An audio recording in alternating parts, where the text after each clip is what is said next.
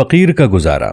मुशक्क़तों में ही मशगूल होते हैं उम्र सारी, शरायतों से ये नहीं उलझते हैं उम्र सारी।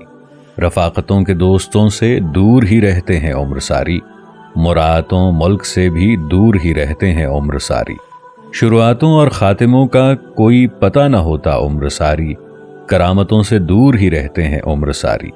शराकतों और रिश्तेदारियों से दूर ही रहते हैं उम्र सारी, इबादतों और शरीयतों से ज़ाहिरी दूर होते हैं उम्र सारी। फजीलतों, फजूल और लालच के हुसूल से दूर रहते हैं उम्र सारी। हलाकतों से दूर रहकर मखलूक महबूब रखते हैं उम्र सारी। फरागतों में काम दुनिया के, बाकी ज़िक्र इलाही में मशगूल रहते हैं उम्र सारी। मलामतों में ध्यान नहीं देते, दिल के दर्द में चूर रहते हैं उम्र सारी। शराफतों पर ज़ाहिरी यकीन नहीं करते, ज़ाहिर शरीफ से दूर रहते हैं उम्र सारी। झूठे नातों और झूठी बातों से दूर रहते हैं उम्र सारी। झूठ किसी के घातों में नहीं रहते उम्र सारी, बनावटी चाहतों में भी नहीं रहते उम्र सारी। सब सातों में ही जिक्र फिक्र में रहते हैं उम्र सारी। एक मर्तबा का जिक्र है कि दोस्त अल्लाह साईं लाहौर वाले ने, जो कि राजी साईं के ख़ास खिदमतगार थे, उन्होंने एक वाक़या सुनाया कि राजी साईं को किसी ने कह दिया था कि साईं आप सेहत में बेहतर हो गए हैं। तो राजी साईं उस वक्त अपने हुजरे में गए और काफ़ी देर बाहर ना आए। दोस्त अल्लाह साईं कहते हैं कि हमें तशवीश हुई और हमने अंदर जाकर देखा तो साईं ने अपनी रगें काटी हुई थी। हमने फ़ौरन साईं को उठाया, पट्टी वगैरह करवाई और दवाइयाँ शुरू की।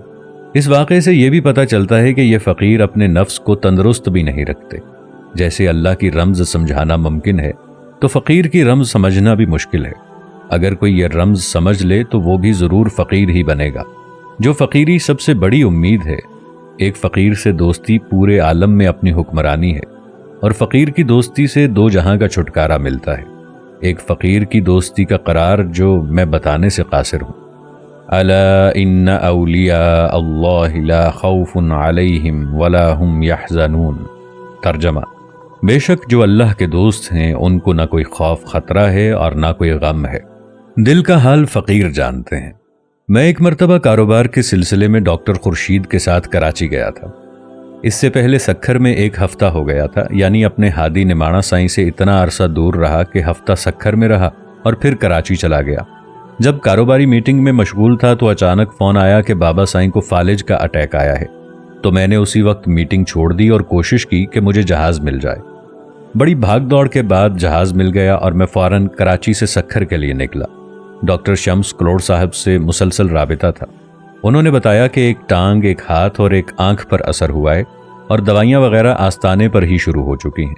जब मैं यहाँ पहुँचा तो परेशान हाल और वसवसों के साथ साईं ने मुझे देखा तो चेहरे पर मुस्कुरान रखते हुए मुस्कुराने की मानिंद आवाज़ में कहा कि देखा, तुझे बुला लिया ना बहाने से। और जो दर्जनों तालिब इर्द गिर्द बैठे थे उन्हें मुखातिब होकर कहा कि देखो, मेरा तो डॉक्टर आ गया, अब मैं ठीक हो जाऊँगा। फिर मैंने तेल से मालिश शुरू की। रात काफ़ी हो चुकी थी। मुझे कहा कि आप घर चले जाओ, थक चुके हो, काफ़ी दिनों बाद आए हो, सुबह जल्दी आ जाना। सर्दियों के दिन थे, आग का मच जल रहा था, कुछ तालिब भी सोए हुए थे। मैंने साईं की मालिश शुरू कर दी, जबकि साईं दवाई के नशे में थे और उसकी वजह से बिल्कुल सुस्त और ढीले पड़े थे। एक पहलू पर टांगों को इकट्ठा किया हुआ था और वो सो रहे थे। जब मैंने पीठ पर मालिश शुरू की तो मुझे बिल्कुल एक हड्डियों का पिंजरा महसूस हुआ और ऐसे लगा जैसे चंद रोज के बच्चे का वजन हो। मेरे दिल में ख्याल आया और बहुत दुख, दर्द, उदासी से सोचता रहा कि मैं दुनिया के मामलात में घिरा हुआ हूँ और साईं की भी खिदमत करनी थी, लेकिन मैं वो खिदमत नहीं कर सका। और मैं रंजीदा हाल में सोचता रहा कि साईं फालिज की वजह से कमज़ोर हो गए हैं और शायद अब इस दुनिया से कूच कर जाएंगे। तो साईं के बाद हम कैसे गुजारेंगे? हमारी तो कायनात ही लुट जाएगी, हमारी रोशन दुनिया में अंधेरा हो जाएगा।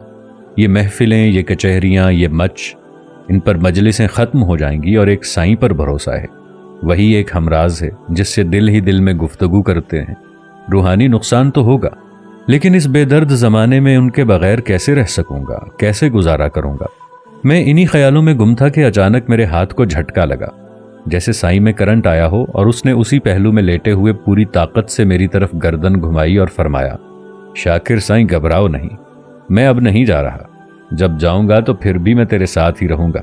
कभी ना घबराना और मेरे साथ ना रहने का सोचना भी नहीं। तुम्हें कोई तकलीफ ना होगी। یہ کہہ کر دوبارہ اسی حالت غنودگی میں چلے گئے، اور میری زندگی کا شاید وہ پہلا واقعہ تھا جس سے پتہ چلا کہ اللہ کے ولی انسان کے اندر دل کا حال اور دماغ کی سوچ کیسے پڑھ لیتے ہیں۔ حیران رہ کر کافی دیر بیٹھا رہا۔ ایک طرح سے میرے غم میں کمی آئی اور میرا دل بولنے لگا کہ ایک ولی مر جانے کے بعد قید سے آزاد ہو کر اپنے حقیقی گھر چلا جاتا ہے۔